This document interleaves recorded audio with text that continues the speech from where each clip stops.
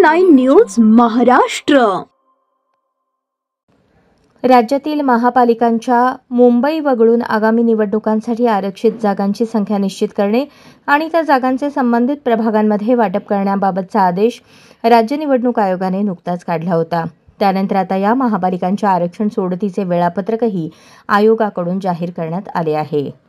राज्य निवडणूक आयोगाचे सचिव सुरेश काकाणी यांनी मुंबई वगळून उर्वरित सर्व महापालिका आयुक्तांना आरक्षण सोडतीबाबतचे आदेश दिले आहेत। त्याबाबतचे वेळापत्रक जाहीर करण्यात आले असून त्यानुसार ही प्रक्रिया 30 ऑक्टोबरपासून सुरू होणार आहे। आरक्षित जागांची संख्या निश्चित करून त्यास राज्य निवडणूक आयोगाची मान्यता घेण्यासाठी प्रस्ताव सादर करण्याचा कालावधी 30 ऑक्टोबर ते 4 नोव्हेंबर हा असेल। आरक्षण सोडतीची जाहीर सूचना 8 नोव्हेंबरला वृत्तपत्रात प्रसिद्ध केली जाईल। त्यानंतर 11 नोव्हेंबरला आरक्षणाची सोडत काढली जाईल। आरक्षणाची सोडत काढून सोडतीचा निकाल राज्य निवडणूक आयोगाच्या मान्यतेसाठी सादर केला जाईल। प्रारूप आरक्षण हरकती आणि सूचना मागवण्यासाठी विहित नमुन्यात प्रसिद्ध करण्याची तारीख 17 नोव्हेंबर ही आहे। हरकती व सूचना मागवण्याची अंतिम तारीख 24 नोव्हेंबर असेल।